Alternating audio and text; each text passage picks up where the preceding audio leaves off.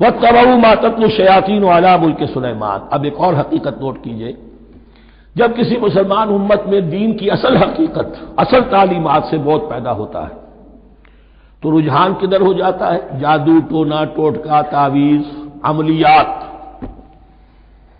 قرآن کی عملیات۔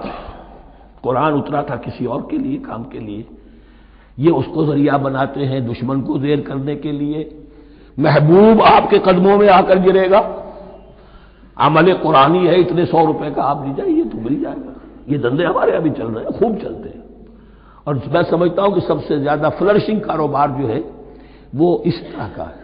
ہینگ لگے نہ پھٹکڑی، نہ آپ کو کوئی اس میں محنت کرنے کی ضرورت ہے، نہ اس کے اندر آپ کو انویسٹ کرنے کی ضرورت ہے، اور کاروبار چلتا۔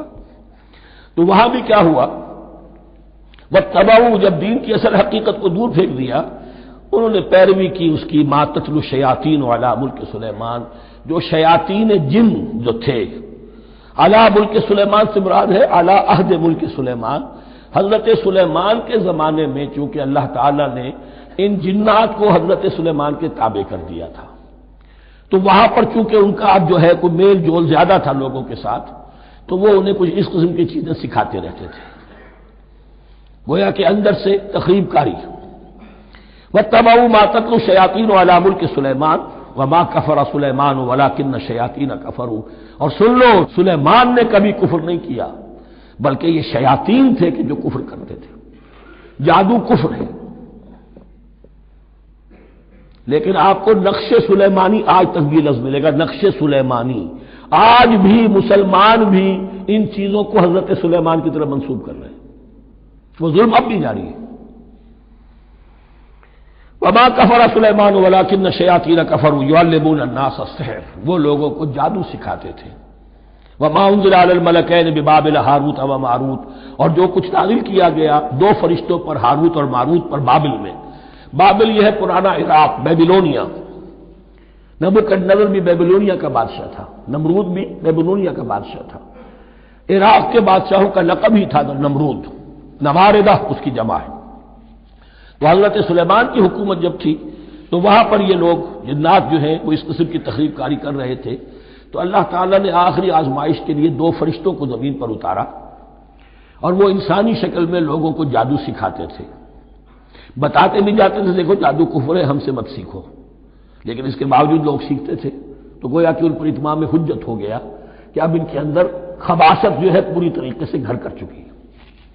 وَمَا يُعَلِّمَانِ مِنْ أَحَدٍ، اور وہ نہیں سکھاتے تھے کسی کو بھی، حَتَّىٰ يَقُولَا إِنَّمَا نَحْنُ فِتْنَةٌ فَلَا تَكْفُرْ، یہاں تک کہ وہ کہہ دیتے تھے کہ دیکھو ہم تمہاری آزمائش کے لیے بھیجے گئے ہیں، ہم فتنہ ہیں، تو تم کفر مت کرو۔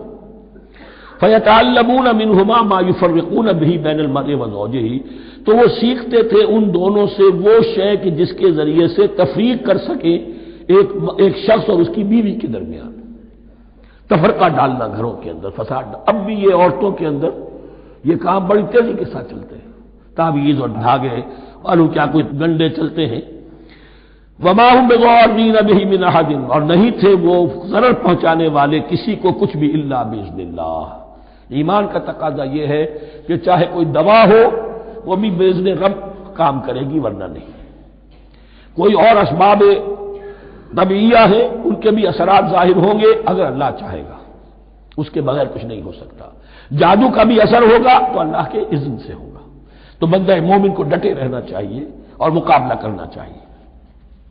وَمَا هُمْ بِضَارِّينَ بِهِ مِنْ أَحَدٍ إِلَّا بِإِذْنِ اللَّهِ وَيَتَعَلَّمُونَ مَا يَضُرُّهُمْ وَلَا يَنفَعُهُمْ، اور وہ سیکھتے تھے ان سے وہ چیزیں جو ان کے لیے مضرت بخش تھی، ضرر پہنچانے والی، اور انہیں نفع نہیں پہنچاتی تھی۔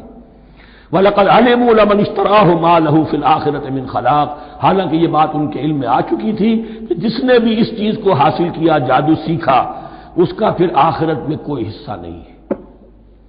وَلَبِئْسَ مَا شَرَوْا بِهِ أَنفُسَهُمْ، اور بری تھی وہ چیز جس کے لیے انہوں نے اپنے آپ کو فروخت کر دیا، لَوْ كَانُوا يَعْلَمُونَ، کاش کہ انہیں علم ہوتا۔